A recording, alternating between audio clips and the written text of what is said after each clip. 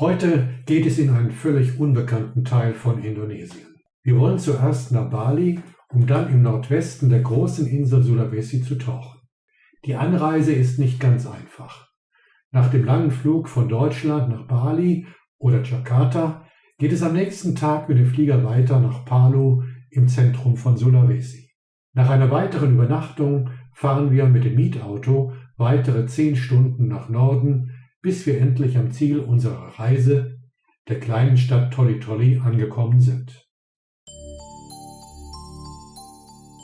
Unterwegs müssen wir zweimal das gebirgige Rückgrat der Insel Sulawesi überqueren und kommen dabei den Wolken recht nahe. Hier ist es kühl und regnerisch. Zwischendurch auf der Küstenstraße ergeben sich immer wieder schöne Blicke auf Strände und vorgelagerte Inseln.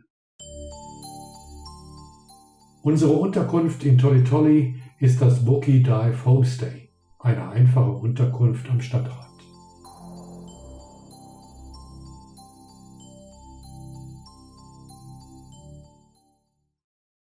Ein erster Rundgang durch Toli Toli zeigt, dass hier die Zeit stehen geblieben ist. Immer noch sind hier Bedjaks unterwegs, die in anderen Städten längst der Vergangenheit angehören.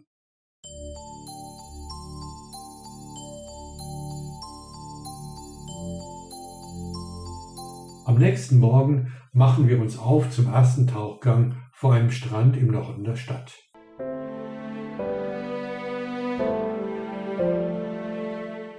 Hier werden öfter Dugongs, Seekühe, gesichtet, die gerne die Seegraswiesen im flachen Wasser vor dem Strand abweiden.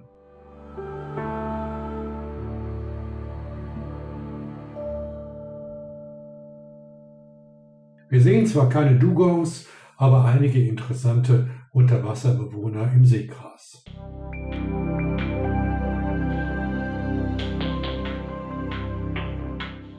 Hier hat eine große Familie von Anemonenfischen eine Sandanemone als Behausung ausgewählt.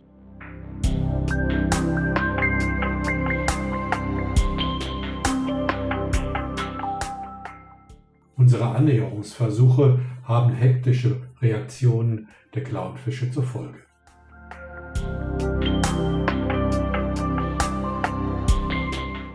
Ganz in der Nähe liegt eine Flunder im Sand.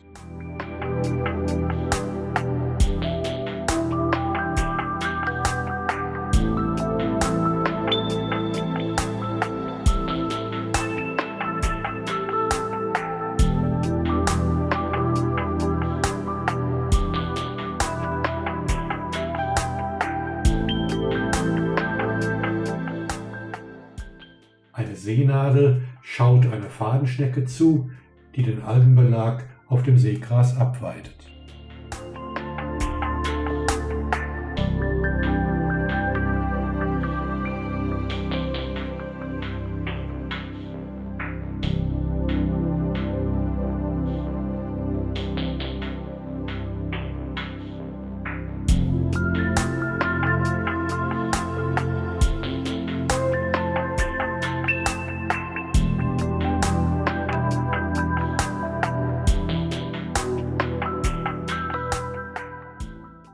Da sich keine Seekuh zeigen will, verbringen wir den Rest des Tauchgangs an den Pfeilern eines alten Landungsstegs. Die Pfeiler sind dicht mit Korallen und Schwämmen bewachsen und bilden ein künstliches Riff, das von vielen Fischen aufgesucht wird. Sogar einige Besonderheiten sind dabei.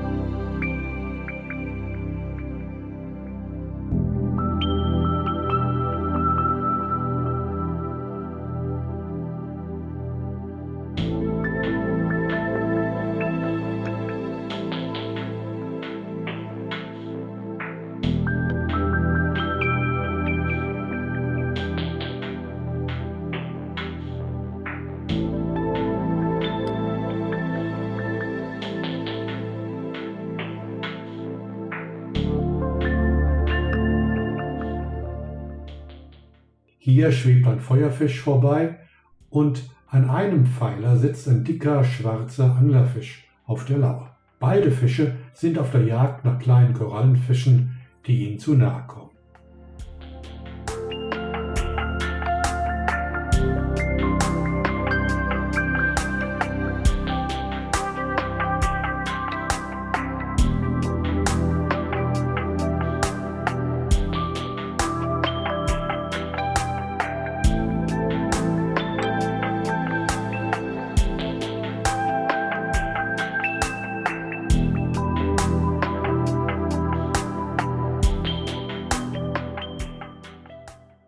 Auf dem sandigen Untergrund unter den Pfeilern finden wir neben Schnecken einen kleinen Schwarm von Korallenwelsen und Geistermoränen, die sich im Sand vergraben haben.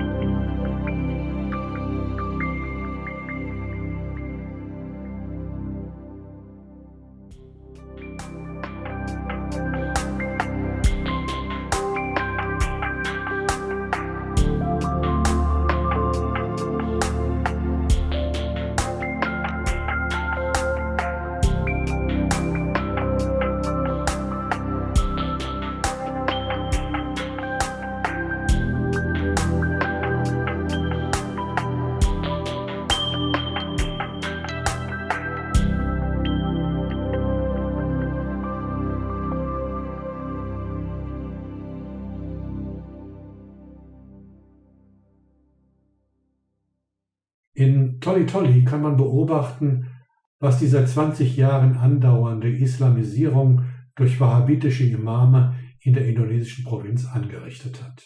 Frauen tragen hier ausnahmslos den obligatorischen Hijab. Selbst Babys werden in Tolly Tolly schon unter das Kopftuch gesteckt. Junge Frauen haben hier keine Chance mehr, sich gegen diesen Kleiderzwang zu wehren. Auch die Schulen verlangen bei Mädchen das Tragen des Kopftuchs und überlanger Röcke. Man kommt sich hier eher wie in Ostanatolien als in Indonesien vor.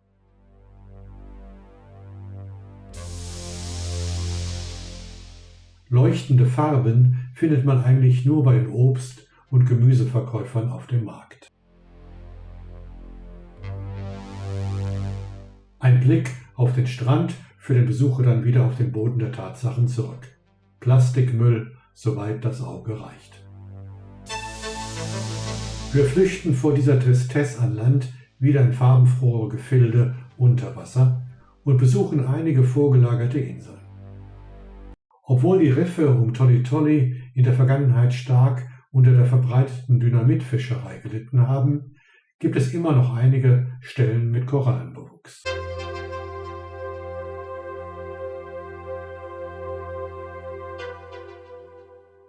Wir sehen wenig Fisch, was ein Indiz für die starke Befischung der Gegend ist.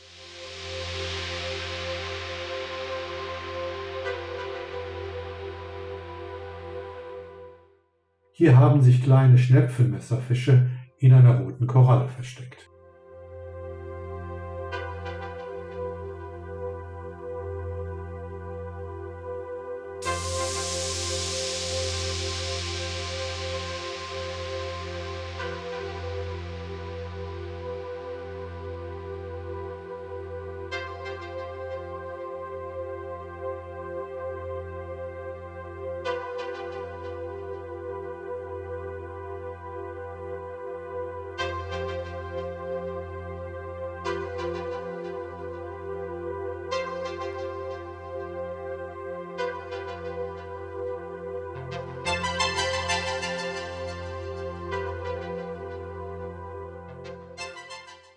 Sogar ein kleiner Schwarm juveniler Barracudas zieht vorbei. Ob sie jemals die Chance haben werden, zu erwachsenen Tieren heranzuwachsen, muss aber bezweifelt werden.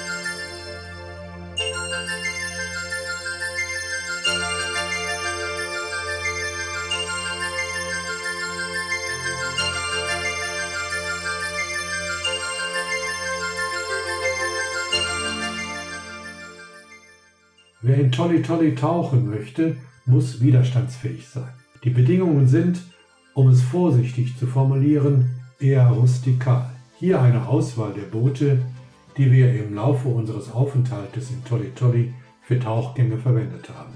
Das letzte hätten wir übrigens fast zum Campen gemacht.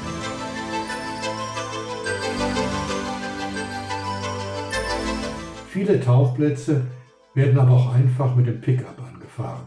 Dann wurde die gesamte Ausrüstung auf Fischerboote umgeladen, die uns dann zu den Tauchplätzen brachten.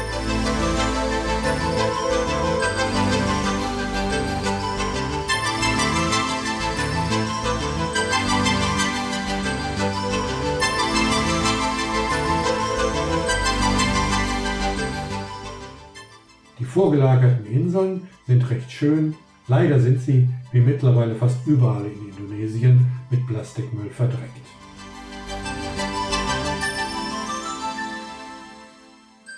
Bei unseren Tauchgängen trafen wir in Tolly Tolly leider auf keine Dugong, obwohl wir immer wieder danach Ausschau hielten.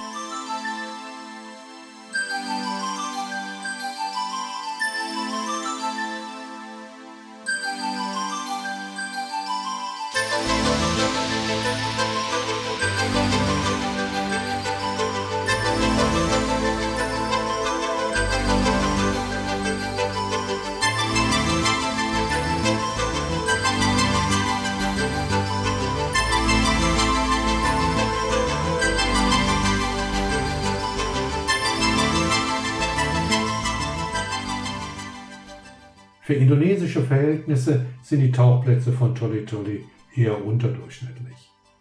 Das, was man hier unter Wasser entdecken kann, kann man in Indonesien an 1000 anderen Plätzen weit komfortabler und sicherer finden. Und irgendwann begegnet uns dann vielleicht doch auch einmal eine Dugong unter Wasser.